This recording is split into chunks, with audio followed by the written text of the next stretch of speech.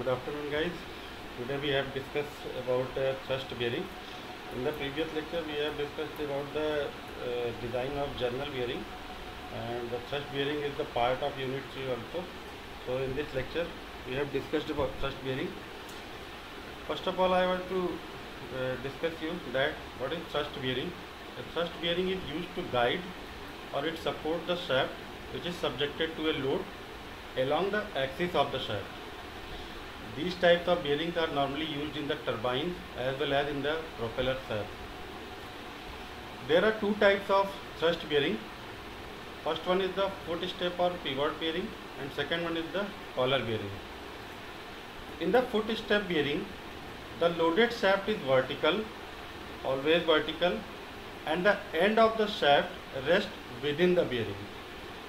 However, in case of collar bearing, the shaft continues through the bearing. The shaft may be vertical, may be horizontal with single number of collar, or it may be subjected to various number of collars. Here I am showing you the drawing of pivot bearing and collar bearing. In the pivot bearing, first figure, you have seen that the shaft is vertical, the steel part, and in the collar bearing there is a enlarged diameter at the end of the shaft. This is called collar. Now discuss about the first type, foot step of pivot bearing. In the foot step of pivot bearing, I have shown you two figures, A and B. As you seen in both the diagram, that the shaft is guided in a gunmetal bush and it is pressed into the pedestal and prevented from turning by means of a pin. It means to say that these shafts did not turn within the bush because of the due to subjected of the pin. In the pivot bearing, the shaft and the collar, in the shaft and the bush both are subjected to the wear phenomena. Since the wear is proportional to the velocity of the rubbing surface, or we can say the wear is proportional to the rubbing velocity. As the rubbing velocity increases, the distance of the bearing, therefore the bearing will be different at different radius. I am repeated it. As the rubbing velocity increases with the distance from the axis of the bearing, the wear will also increase and it will different at different radius of the shaft. Due to this wear, the distribution of the pressure over the bearing surface is not uniform. It also varies according to the radius. And it may be noted that the maximum bearing is occurred at the outer radius, and at the center line the wear is 0. In order to understand this, there are two types of method employed in case of pivot bearing. The first, figure number A, when the shaft is countered bored at the end.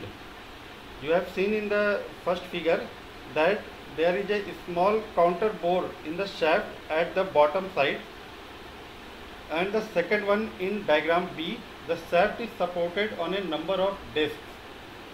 It is usually practiced to provide alternate discs of different material, such as in figure B you have seen there are two types of discs used here, bronze disc and steel disc.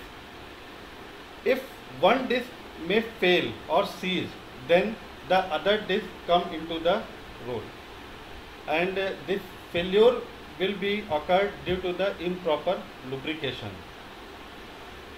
Now, while designing the foot step or pivot bearing, we have to consider the following parameters.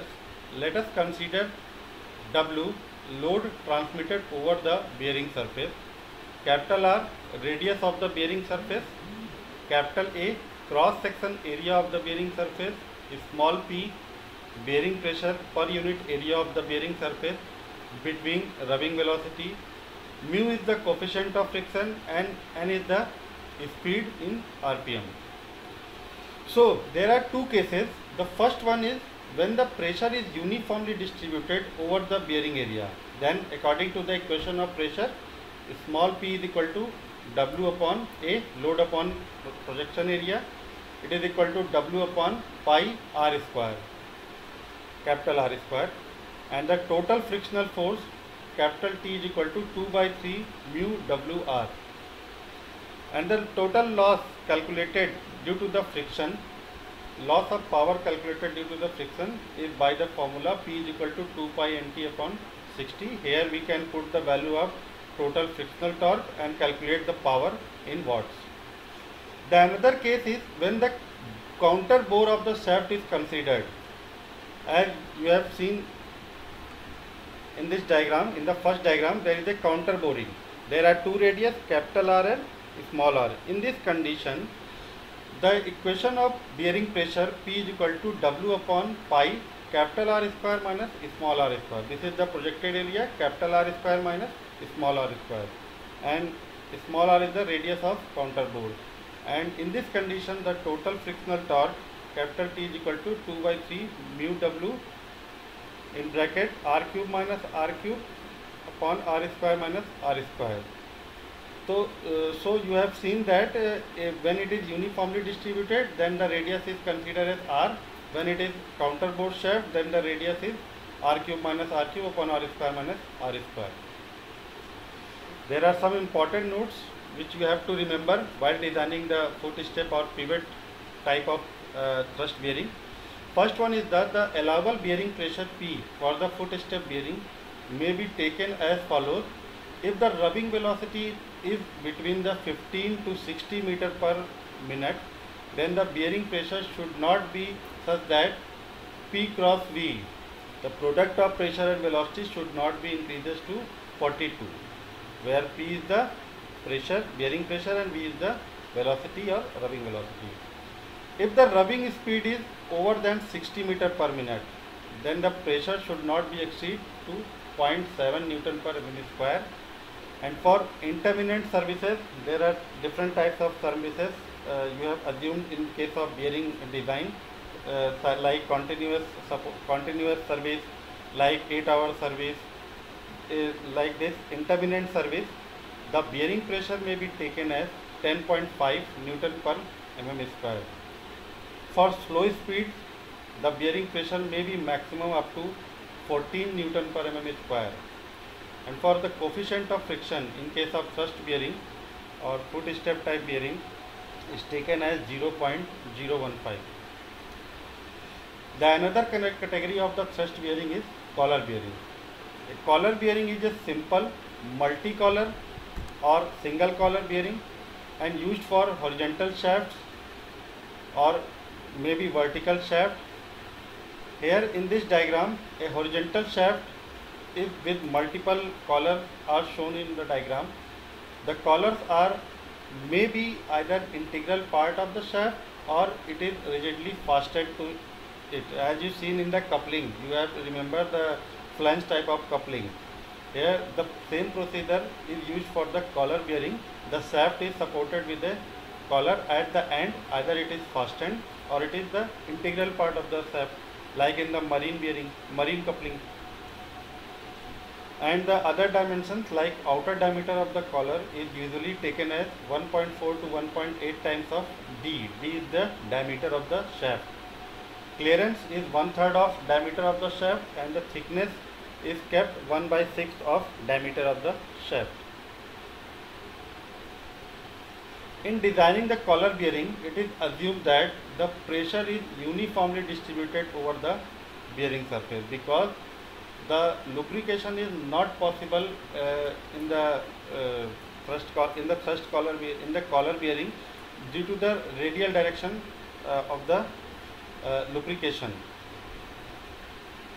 So to design the collar bearing, let W is equal to load transmitted over the bearing surface. Small n is the number of collar. It may be one or it may be multiple. Capital R is the outer radius of the collar. Small r inner radius of the collar. Capital A cross section area of the bearing surface. It is pi n r square minus small r square. N is the number of collars. P is the bearing pressure per unit area between the rubbing surfaces. Mu is the coefficient of friction and N is the speed of shaft.